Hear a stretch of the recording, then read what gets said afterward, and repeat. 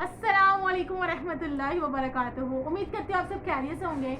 Guys, जो आपके साथ बात शेयर करनी है बहुत बहुत ज़्यादा इंपॉर्टेंट और इंटरेस्टिंग है, इसलिए आपने कहीं से भी स्किप नहीं करना और फुल वॉच करनी है। गाइस, कल मैंने आपके साथ जो बात शेयर की थी, मैंने शेयर की थी कि मैं हॉस्पिटल जा रही थी और फिर जो भी बात हुई, खैर इतने में ये हुआ कि अभी हम हॉस्पिटल हॉस्पिटल जा रहे थे। बताया था आपको लास्ट टाइम भी कि कोई अपने ही मतलब कि फैमिली में थे जिनका ज़्यादा ही आईसीयू में है। सब दुआ भी कीजिएगा कि अल्लाह ताला उनको जो है ना सेहत और तंदुरुस्ती वाली ज़िंदगी दे। काफ़ी क्रिटिकल जो है ना मसला है, फैमिली में ही है। तो गाइस, अभी हम जा रहे थे कि रास्ते में मैंने क्या देखा कि मैं बस कह रही थी कि कोई चीज़ सीखने को मिल जाए जो मैं आपके साथ शेयर करूं। तो मैंने देखा कि एक गाड़ी थी, फॉर्चुनेट गाड़ी थी बहुत बड़ी, और उसके बाहर जो है ना जो गाड़ी को चला रहा था, आई थिंक सो वो ड्राइवर था या जो भी, लेकिन उसकी पर्सनैलिटी ड्राइवर वाली नहीं थी, ज़रा भी नहीं थी। अब हुआ ये कि भाई वो जो उसने गाड़ी एक साइड पे खड़ी की हुई थी और बाहर ना खड़ा होकर स्मोकिंग कर रहा था। हमारी गाड़ी वहाँ से गुजरी, जैसे ही मेरे उसके ऊपर नज़र पड़ी, नज़र इसलिए पड़ी कि मैं बस ऑब्जर्व करती हूँ और आपके साथ शेयर करती हूँ जो भी बात सीखने को मुझे मिले। अब वो जो इंसान था वो पागल जो भी है, कहना तो नहीं चाहिए किसी की पीठ पीछे, ये भी एक गिबत होती है, लेकिन यह है कि उसका काम था स्मोकिंग कर रहा तो स्मोकिंग कर, और वो इस तरह से देख रहा था कि मतलब कि पता चल रहा था कि उसकी जो नीयत है ना वो साफ़ नहीं है। मैंने साथ ही अपनी नज़रें जो है ना वहाँ से चुरा ली और आगे कर दी। तो मैंने उस चीज़ को जल्दी से नोट डाउन करके आपके साथ शेयर करूँगी। इस तरह के भी हमारी सोसाइटी में लोग पाए जाते हैं जो जिनको ज़रा भी ख्याल नहीं रहता कि भाई हमारे घर में वाइफ भी बैठी है, या हमारे घर में हमारी बेटी भी बैठी है, या हमारे घर में हमारी माँ भी बैठी है, लेकिन उन्होंने बाहर जाके गलत काम करना है। और ये गलत काम करने में सबसे भरा हाथ किसका? सोशल मीडिया का, जो हम ये यूज़ करते हैं गलत गलत चीज़ें। कल मैं बड़ी इंपॉर्टेंट वन मैंने बात सुनी, लास्ट टाइम भी मैंने शेयर की थी, वो आपके साथ दोबारा शेयर करूँगी। हुआ फिर कुछ यूँ कि मैं जब वो देख रही थी, मैंने लास्ट टाइम भी आपके साथ बात शेयर की थी, मैंने तो स्टेटस के पॉइंट ऑफ व्यू से की थी कि भाई हम स्टेटस सॉन्ग्स वाले ना लगाएं, क्योंकि अब हमारे स्टेटस हमारे ही रिलेटिव्स में से कोई देख रहा होता है, हमारे अपने फ्रेंडशिप देख रहे होते हैं, फ्रेंड्स देख रहे होते हैं, या कोई भी देख रहा होता है। तो हमारा स्टेटस से क्या होगा कि अगर हम कोई सॉन्ग या कोई म्यूज़िक लगाएंगे तो एक तो हम तो खुद गुनाह में इन्वॉल्व हैं, इसके साथ साथ जो देख रहा है वो भी ऑटोमेटिकली जो है ना गुनाह में मुलविस हो जाएगा। तो भाई हमें ये चीज़ नहीं करनी चाहिए। खुद तो हम उनके हिस्से के भी गुनाह हमें मिलेगा कि भाई हमने ये जो है ना गलत चीज़ को फर्दर प्रमोट किया। मैं ये नहीं कहती मैं म्यूज़िक सुनती ही नहीं, लेकिन अल्लाह हदायत दे, लेकिन कभी कभार मैं भी सुनती हूँ, तो अल्लाह ताला आपको भी मुझे भी इस चीज़ से बचाए।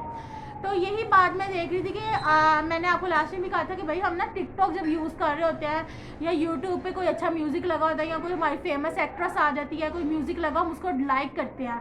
लाइक इसलिए करते हैं कि भाई इसे फर्दर और जो है ना इस तरह के हमें सॉन्ग्स मिले, या इस तरह के हमें मज़ीद जो है ना चीज़ें सेव करने को मिले। हम उसको सब्सक्राइब भी कर लेते हैं म्यूज़िक को, ठीक है, हम उसको जो है लाइक भी कर लेते हैं। तो ये हम क्या कर रहे थे? गलत चीज़ को फर्दर प्रमोट कर रहे होते हैं, आगे जो है ना उसको और जो है ना फैला रहे होते हैं दुनिया में, और बजाय ये कि अच्छी चीज़ को फैलाएं, हम गलत चीज़ को फैलाते हैं। इसी तरह से हम खुद जो है ना अपनी ही पिक लगा के पीछे म्यूज़िक लगा लेते हैं। गाइस, मैंने लास्ट टाइम ना अपने जो है ना जब मैंने फर्स्ट टाइम वीडियो बनाई थी, मैंने उसमें ना पीछे म्यूज़िक लगाया हुआ था, मोटिवेशनल लगाया हुआ था या इस तरह का लगाया। तो ना मैं जहाँ मैं होम ट्यूशन पढ़ाती थी टाउन में, उनकी मामा को मैंने सेंड किया। मैंने कहा मेरी टिकटॉक आईडी को आपने फॉलो भी करना है और सब्सक्राइब भी करना है मेरे यूट्यूब चैनल को। और वो अल्हम्दुलिल्लाह अल्लाह का लाखों करोड़ों शुक्र है, वो इतनी अच्छी हैं जिनके साथ मेरे ताल्लुकात इतने अच्छे हैं। उनकी मम्मा जो है ना इस्लामिक पॉइंट ऑफ व्यू से वो ज़्यादातर हर वक्त कुरान पाक घर में अपने बच्चों को भी यही तरबियत की हुई है। तो उन्होंने कहा कि आमना बेटे एक बात बोलूँ? मैंने कहा जी। मुझे बेटा करके बुलाती क्योंकि उनके माशाल्लाह 3-4 बच्चे जिनको मैं पढ़ाती थी, अब नहीं। गाइस, बिफोर मैरिज जो है ना मैं लाइक शादी से पहले होम ट्यूशन पढ़ाती थी। तो उनको मैंने कहा कि भाई मैं यूट्यूब चैनल उसको सब्सक्राइब कीजिएगा। उन्होंने कहा आमना बेटा सब कुछ ठीक है, लेकिन आप ना पीछे म्यूज़िक जो है ना, म्यूज़िक का जो है ना साउंड उसको कम रखो या रखो ही ना। तो वो चीज़ मुझे अच्छी लगी और मैंने उस चीज़ को ख़त्म ही कर दिया। मैंने कहा जिसने मोटिवेट करना होगा हो जाएगा, म्यूज़िक लगाना ज़्यादा इंपॉर्टेंट वन नहीं है। और कल जब मैंने एक बात सुनी तो मेरे तो चारों तबक रोशन हो गए, इसलिए अब मैं पीछे कोई भी बैकग्राउंड पे कोई भी म्यूज़िक वगैरह कुछ भी ऐड नहीं करती। मैं कहती हूँ कि इंसान की अल्फाज में ही इतनी जान होनी चाहिए कि इंसान अगला जो है ना मोटिवेट हो सके, किसी भी पॉइंट ऑफ व्यू से, इस्लामिक पॉइंट ऑफ व्यू से हो, जॉब पॉइंट ऑफ व्यू से हो, या बिजनेस के पॉइंट ऑफ व्यू से हो। अब हुआ गाइज, ये सबसे मेन बात आपके साथ शेयर करने गाइस, उन्होंने फिर मुझे ये बोला कि भाई जो है ना आमना आप ये जो है ना जो भी है सब कुछ ठीक है, आपको यूट्यूब चैनल को भी मैं सब्सक्राइब कर दूँगी, फॉलो भी कर दूँगी, लेकिन ये है कि आपने जो पीछे बैकग्राउंड पे म्यूज़िक लगाया ना, ज़रा भी अच्छा नहीं है। म्यूज़िक से मुराद ये कि मैंने इंस्पायरेशन वाला लगाया था, मोटिवेशनल लगाया था, जो उन्होंने कहा कि गलत बात है, क्योंकि वो अच्छी इस्लामिक पॉइंट ऑफ व्यू से काफ़ी ज़्यादा नॉलेज जो है ना उनके पास है। अल्लाह का शुक्र है हमारे पास भी है, लेकिन हम यूटिलाइज़ नहीं करते। खैर, उनकी वो बात मैंने अपने पल्ले बांध ली और मैंने कहा आइंदा से मैंने अपनी वीडियोज़ पे पीछे म्यूज़िक नहीं लगाना। कल इसी तरह से सोशल मीडिया में देख रही तो उन्होंने यही कहा कि अगर बड़ी अच्छी बात बोली, वो भी फुल नकाब में बैठी हुई थी और उनके जो व्यूज़ और लाइक थे के में थे, मिलियन में थे। उन्होंने बोला कि भाई अल्लाह ना करे अगर आज ही हम कोई सॉन्ग अपलोड करते हैं और हमारी मौत आज वाक़या हो जाती है, तो क्या हम जब हम कब्र में होंगे तो क्या हम किस तरह से अल्लाह को जवाबदा होंगे और हमारे पर नेक गुनाह के पहाड़ भी लग रहे होंगे। तो आज से ही आपके अगर सोशल मीडिया में कोई भी इस तरह की कोई चीज़ है जो म्यूज़िक को प्रमोट कर रही है, जो सॉन्ग्स को फर्दर आगे करके जा रही है, कोई भी गुनाह वाली कोई चीज़ है, उसको डिलीट कर दो, तो ताकि आप अल्लाह ताला के सामने जवाबदा तो हो किसी चीज़ का। तो खैर, इसके साथ ही जो है ना मैंने भी कहा ये तो बात बड़ी अच्छी उन्होंने बोली है। खैर, उसके बाद में मैं आपसे बड़ी इंपॉर्टेंट बात शेयर करनी थी, वो ये कि ना इतनी सर्दी में लोहा बनाया, ये मैंने टॉपिक था जो मैं लिखा था। गाइस, इतनी सर्दी में लोहा बनाने से मुराद ये कि ये ना ऐसे भी हम थोड़ा सा आगे फर्दर गए हैं, तो मैंने ये देखा कि एक बड़ा बूढ़ा आदमी था और उसकी छोटी सी शॉप थी, मेन रोड पे बिल्कुल छोटी सी शॉप है, और वो शॉप के बाहर बैठ के ना कोई स्टील का काम कर रहा था बैठ के। आई मीन टू से कि लोहा था बहुत भरा, मैं अपनी वर्डिंग में बताऊंगी, लोहा था और उसको ना बड़ी बारीकी के साथ उसको देख रहा है, उसका मुआयना कर रहा है, और उसको पता नहीं, आई थिंक सो क्या, आई डोंट नो क्या बना रहा था क्या नहीं। लेकिन टाइम तकरीबन रात के 10-11 बजे का था, फुल इतनी सर्दी थी।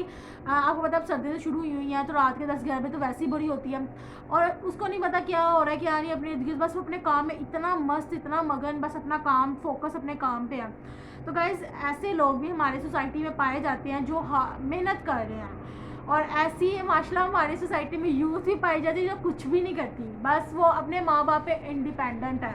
लेट्स सपोज वो जो बूढ़ा सा आदमी काम कर रहा था, अल्लाह, अगर मुझे तो नहीं पता इस चीज़ का, अगर उसके बेटे हैं और जवान हैं, तो मेरे ख्याल से बहुत बड़ी शर्मिंदगी की बात है कि एक बाप इस टाइम बाहर मेहनत कर रहा है, बजाय ये कि उसका टाइम है रेस्ट करने का, और बेटे का काम था काम करना।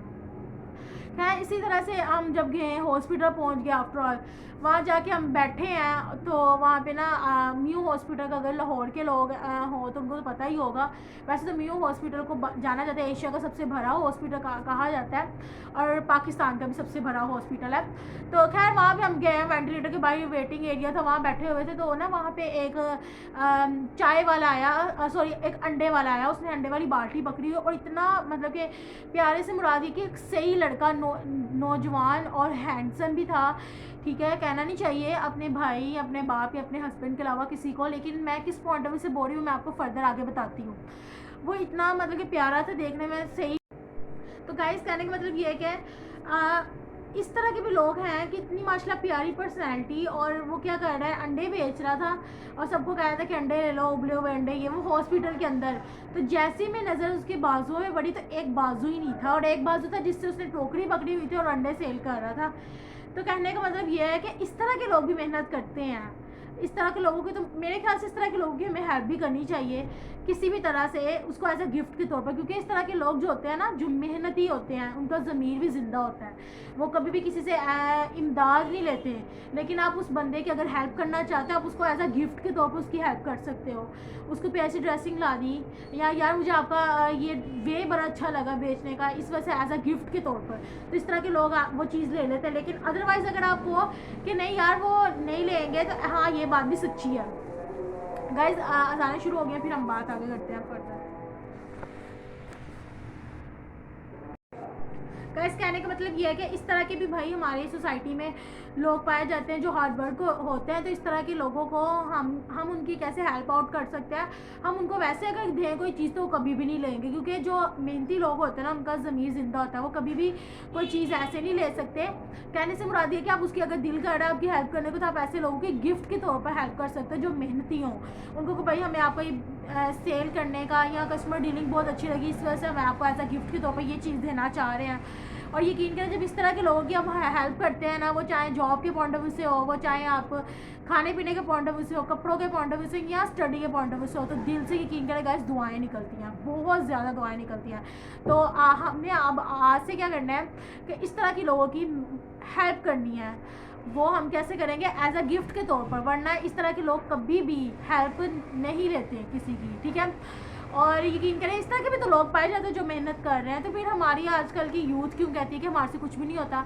इवन के पेरेंट्स कहते हैं भाई कुछ काम ना करो, कुछ सीख ही लो, लेकिन उस तरफ भी नहीं जाते। तो भाई आपका एक मिनट बड़ा इंपॉर्टेंट है, और अपने से नीचे वाले लोगों को देखो कि वो किस तरह से बाहर जाके मेहनत कर रहे हैं। कौन कहता है कि भाई बेरोज़गारी है, काम नहीं है? भाई कि तुम लोग अपना माइंड यूज़ करो, बहुत काम है पाकिस्तान में। और मैंने लास्ट टाइम एक वीडियो भी पोस्ट की थी कि पाकिस्तान में तो बहुत ज़्यादा अपॉर्चुनिटी है कुछ भी करने की। आप यहाँ पे कुछ ओपन करके देखो तो सही, पैसे उसे इन्वेस्ट करके देखो कैसे आपकी जो है इनकम आती है, सोर्स ऑफ इनकम अल्लाह ताला बनाता है।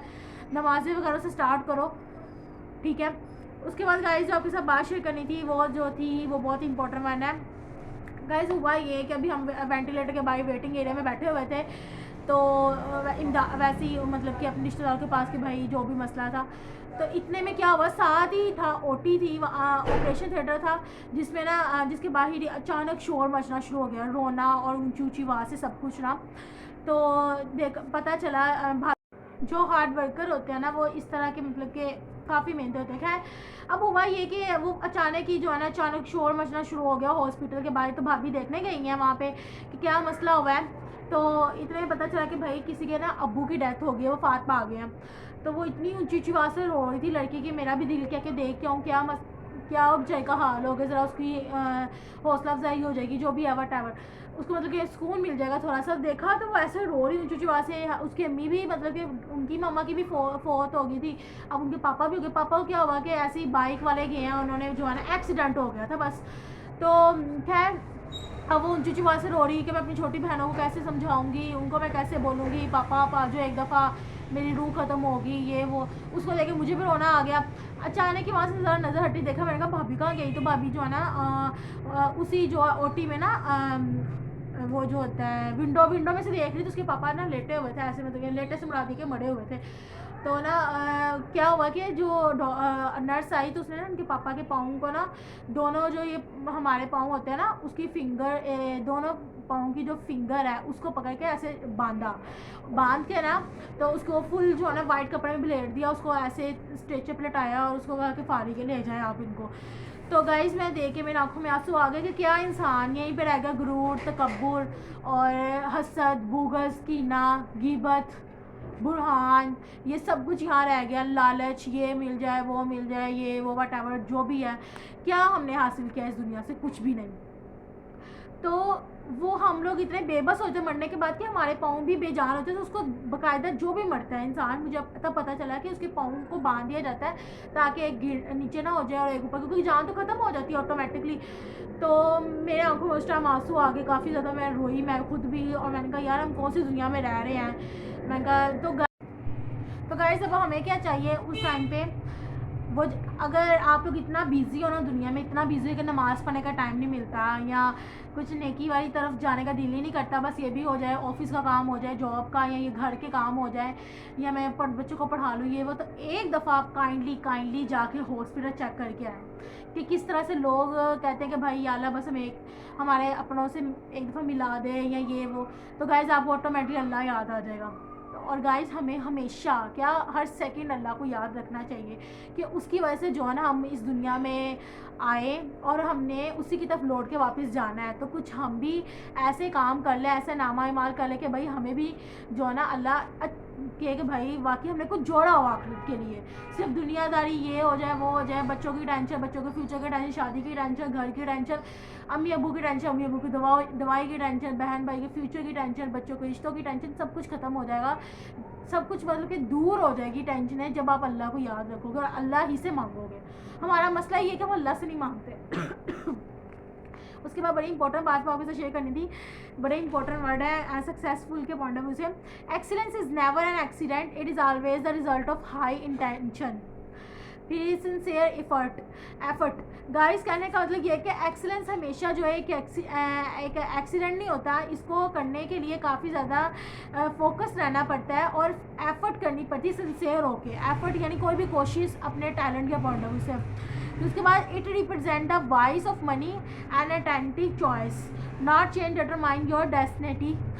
जसपाल को तो हर कोई जानता ही होगा। जसपाल ने कहा some of the most successful people in the world are those who have had the most failure. ज़्यादातर कामयाब लोग वो हैं जिन्होंने दुनिया में काफ़ी ज़्यादा फेलियर को फेस किया। ठीक है, जेके रॉलिंग्स